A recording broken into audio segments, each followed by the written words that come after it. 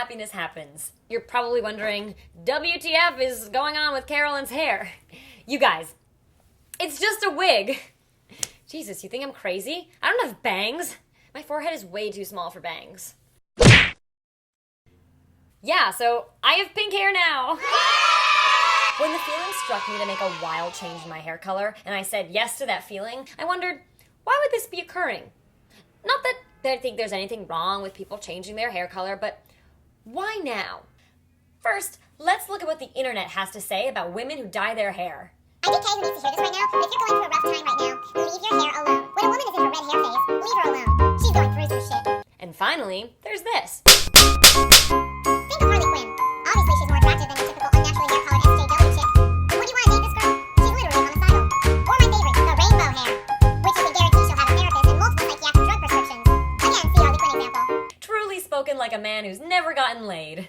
Jokes about misogynist mansplainers aside, what is it about this association between changing one's hair color and going through some shit? What lies under this stereotype? My psychologist brain wanted to probe a little deeper. I don't know if this has ever happened to you, but lately I've been asking myself big questions like, what do I want to do with my life? Am I going to end up with the right job? With the right person? What the hell is my purpose on this big planet? So, I did some research. Sociologist Jill Keekolt's theory of intentional self-change suggests that a change in appearance, dress, or body serves as an announcement to others that one is changing inside. It's a cue to elicit responses that affirm a changed or changing self. She says that directly modifying one's physical appearance could be a way to regain control over oneself. And when do we feel the need to regain control in our lives? When a stressor, like a life event or a chronic role strain, disrupt our self-conception. So does this mean that I've lost my freaking marbles?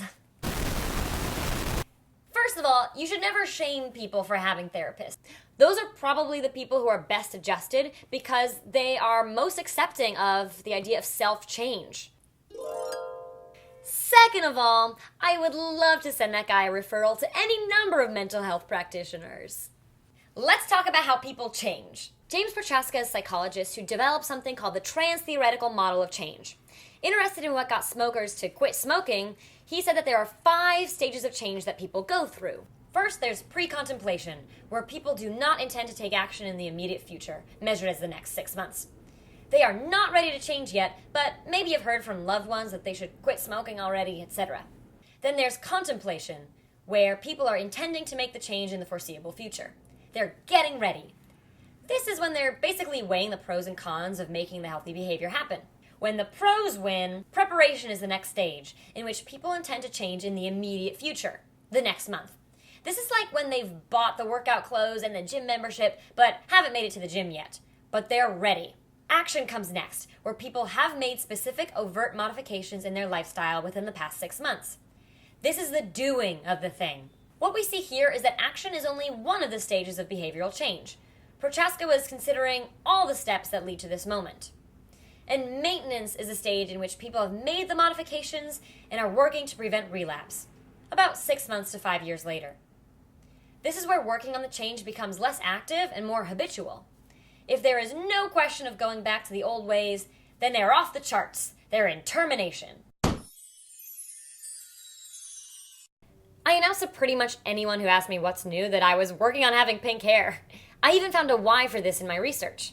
An announcement of intention to change some aspect of self, made to oneself or others, increases the likelihood of changing, because it represents an acceptance of a new future self that one will act to bring about.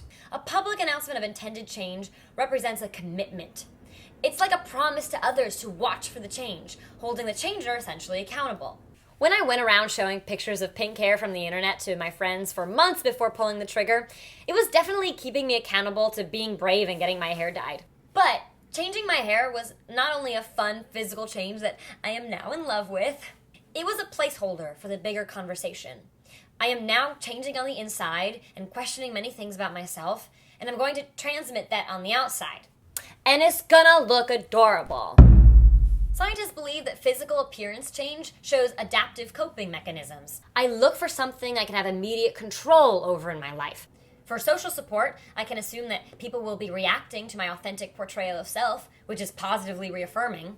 And realizing that I can make a drastic change to myself in one way might encourage me to make other changes as well. I'm able to look at circumstances in new ways. That's positive reappraisal. Life is short. Studies have proven the old quote, over the long term, we regret the things we don't do more than the things we do. It's a marker of a new changed me, one who is thinking about bigger values. Why does this version of me have pink hair? That's for me to know and you to read in my tell-all autobiography, Volume 5, entitled The New Me, coming out spring 2021. Have you made a change on your outside that represents a change in your inside? I would love to hear about it. Share your story on our social media pages. So what's your challenge this week? Think about 2 or 3 changes that are important for you to make in your life. This could be refraining from a bad habit like smoking, or it could be seeking to do a positive behavior like going to the gym regularly. Identify where in the stages of change model you fall for each change. If you're in lower stages, consider what's keeping you there. Try connecting with someone who's in a similar change and form a support team. Okay, well, till I see you next time, I'll be actively working on my changes.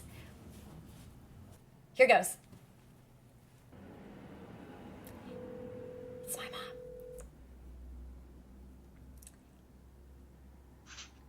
Hi, Carolyn. Hi, Mom. How you doing? Good. I decided I'm gonna go to grad school.